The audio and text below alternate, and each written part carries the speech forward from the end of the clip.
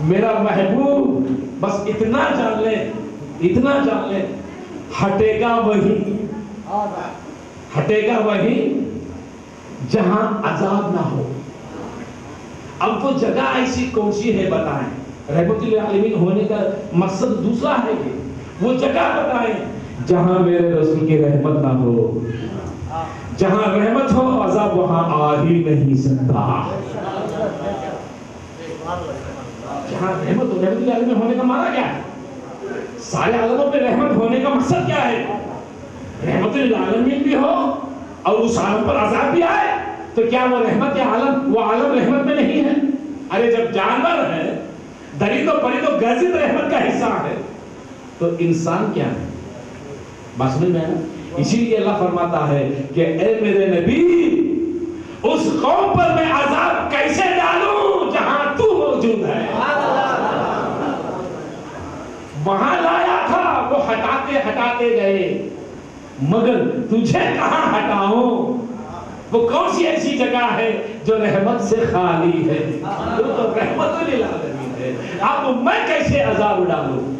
اب یہ تیری مرضی ہے، چاہے ان سے لڑ، ان کو تباہ کرنا یا ان کو ایمان دینا یا ہدایت دینا یا ان کے کرداروں سے جو کچھ تو چاہتا ہے، تو جیسا چاہے تو فرما دے، میں وہ کرنے کے لیے تیار۔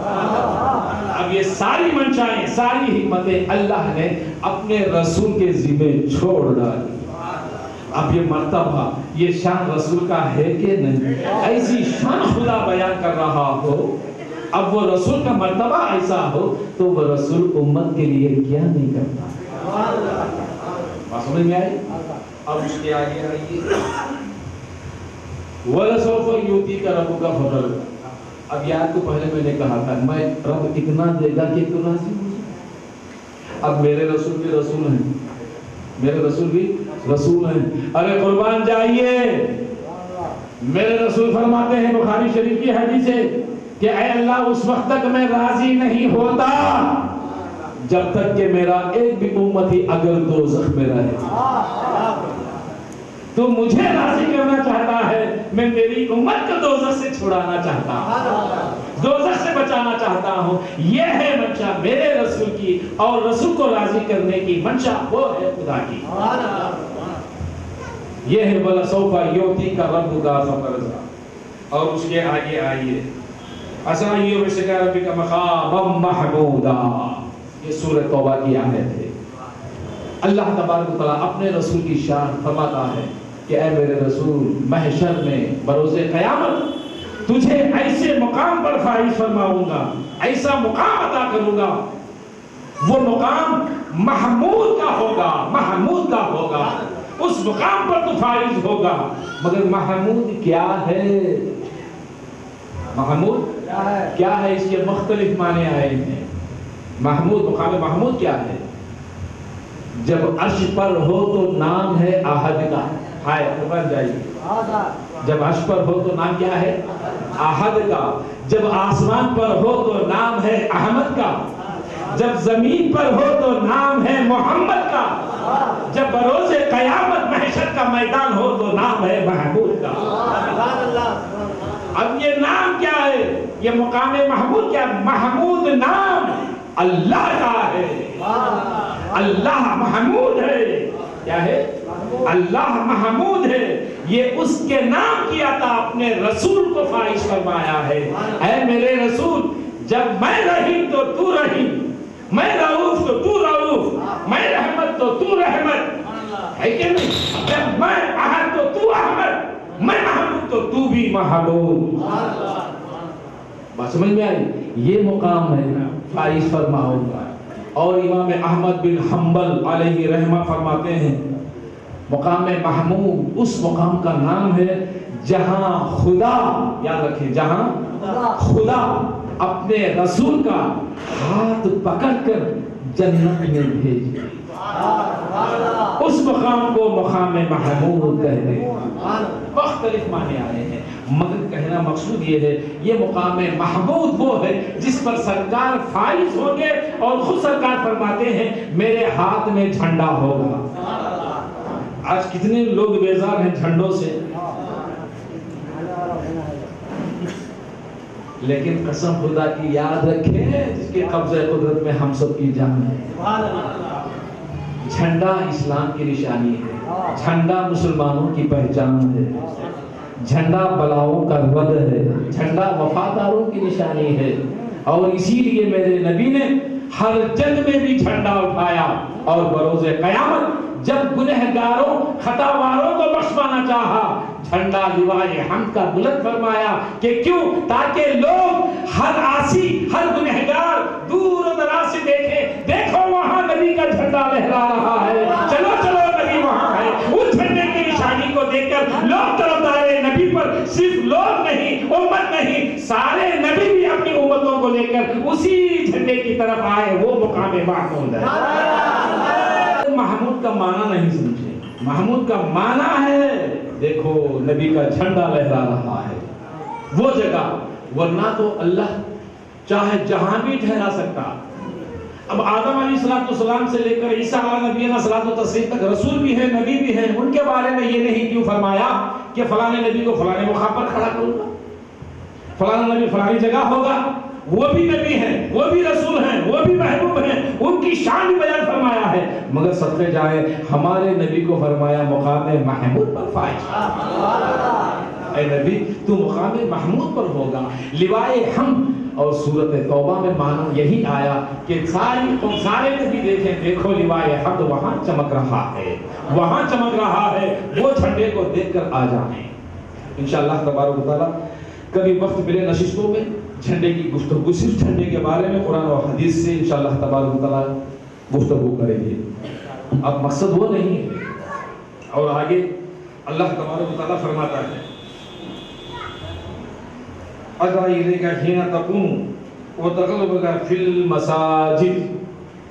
اللہ تبارک سورۃ شعراء میں فرماتا ہے وہ جو آپ کو دیکھنا رہتا ہے خواہ آپ قیام میں ہوں یا سجدہ کرنے والوں میں پلٹ رہے ہوں. اب اس کے اندر ایک معنی سمجھ لیں آپ، قربان جائیے.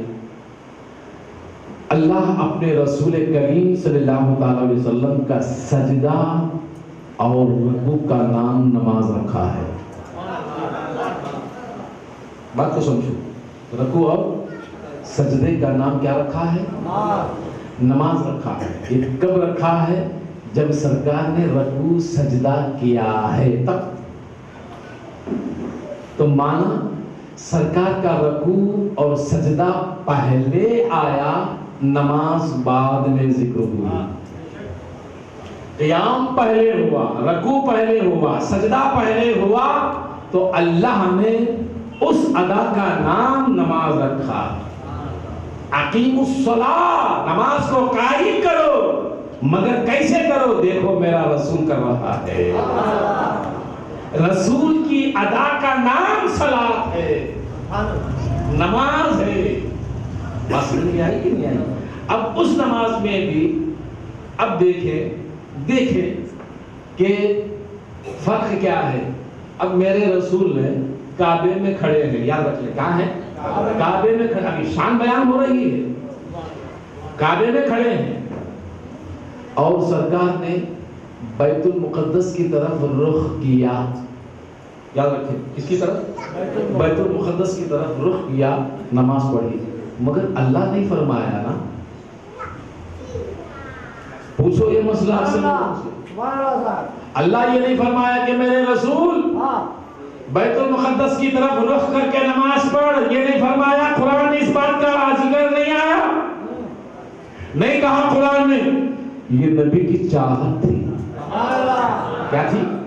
نبی کی چاہت تھی. کیوں؟ ہر نبی کا قبلہ مقدس ہے، بیت المقدس ہے. جب ہر نبی کا قبلہ بیت المقدس ہے، وہ ہر نبی اللہ کا محبوب ہے. آج میں بھی اسی طرف اپنا رخ کر لوں.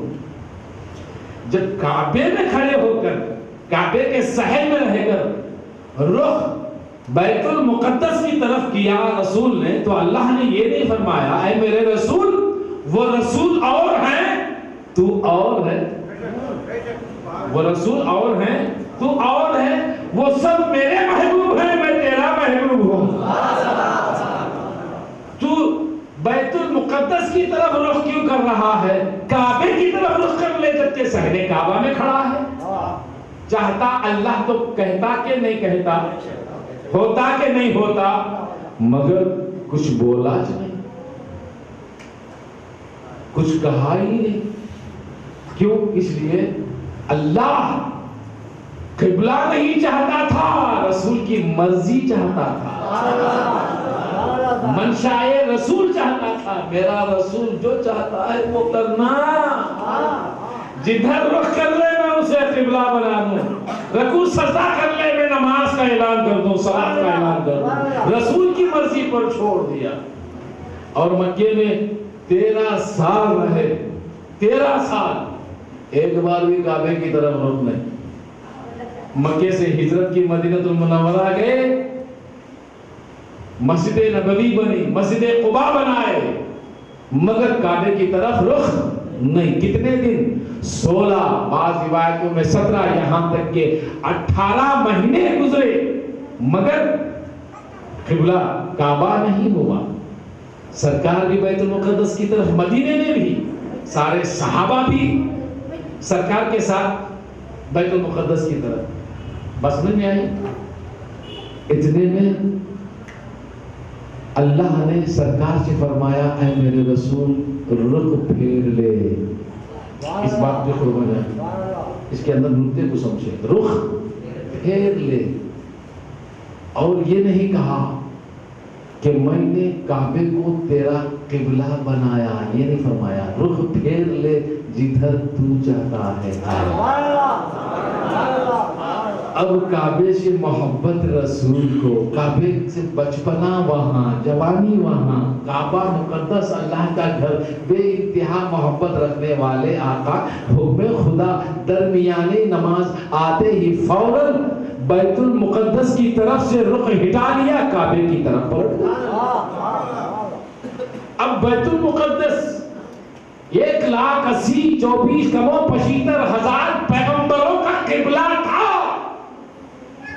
مگر اللہ نے کیوں یہ نہیں فرمایا، اے میرے نبی، میرے اتنے محبوب نبی و رسولوں کا قبلہ ہے، تو اسے کیوں نہیں چاہا، اس کی طرف سے رخ کیوں ہٹا لیا؟ خدا نے فرمایا جدھر تو چاہتا ہے. تو معنی یہ تھے سارے نبی اور سارے رسولوں کی منشا ایک طرف، ہمارے رسول کی مرضی ایک طرف. کیوں؟ اسی لیے فرماتے ہیں اللہ رسول کی رضا چاہتا ہے. سارے رسول و نبی اللہ کی رضا چاہتے ہیں. بیت المقدس وہ رضائے الہی کے طرف سے تھا، اور کعبۃ اللہ یہ مرضی مصطفیٰ کی طرف سے تھا. ہو گیا نا؟ اب قربان جائیے ان صحابہ کو بھی. وہ صحابہ یہ نہیں کہے کہ یا رسول اللہ پہلے بیت المقدس کی طرف اتنے برساں 14-15 سال اس طرف رخ کرے، آج کیوں پلٹ گئے؟ ہم نہیں پلٹتے. سارے رسول ادھر ہی تھے، سارے نبی ادھر ہی تھے، ہم نہیں پلٹتے، ہم ادھر ہی کر لیں گے، آپ کیوں ادھر پلٹ گئے؟ کوئی صحابی کی جرأت یہ نہ تھی کہ لفظ اٹھائیں، اف کہیں. کیوں؟ اس لیے کہ وہ سارے صحابی تھے، وہابی نہیں تھے. وہ جانتے تھے قبلہ کیا ہے، نماز کیا ہے، روزہ کیا ہے، یہ ہم کو کیا معلوم ہے. رسول جیسا چاہے وہ دے دے تو اس کا نام ہو جائے.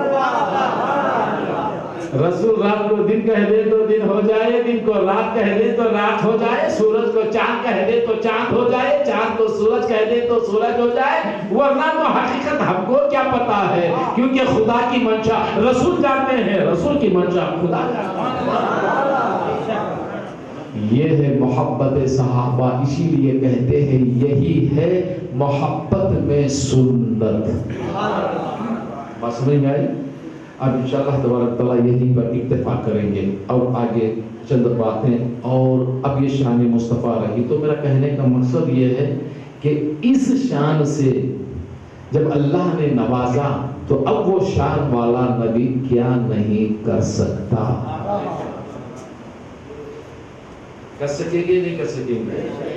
اب ایسی تو شان خود سرکار دو عالم صلی اللہ تعالی علیہ وسلم کی زبان اطہر سے بھی حدیث مصطفیٰ میں جمع ہوئی ہے. تو میں انشاءاللہ ان سارے احادیثوں کو مطلب یعنی آج کی گفتگو میں نہیں لا سکتا. برائے تبرکن 2 حدیثیں بیان کروں گا کہ سرکار دو عالم صلی اللہ تعالی علیہ وسلم فرماتے ہیں انا سید ولد الآدم. میں سارے بنی آدم اولاد آدم کا سردار ہوں، ولا فخر، مگر مجھے فخر نہیں ہے۔ اللہ معطی مفاتیح الجنہ، اللہ میرے ہاتھوں میں جنت کی کنجیاں دیا ہے مگر فخر نہیں ہے۔ سارے زمانوں کے خزانے ہاتھ میں ہیں مگر فخر نہیں ہے۔ وہ انا قائد المرسلین، میں سارے نبیوں کا سردار، یعنی قائد کہتے ہیں قائد صدر اعلیٰ کو، اور ہماری یہاں کی زبان میں کہتے ہیں president of committee, Quaid Azam. سرکار فرماتے ہیں سارے نبیوں کا میں قائد ہوں، میں سارے نبیوں کا صدر اعلیٰ ہوں، ولا فخر۔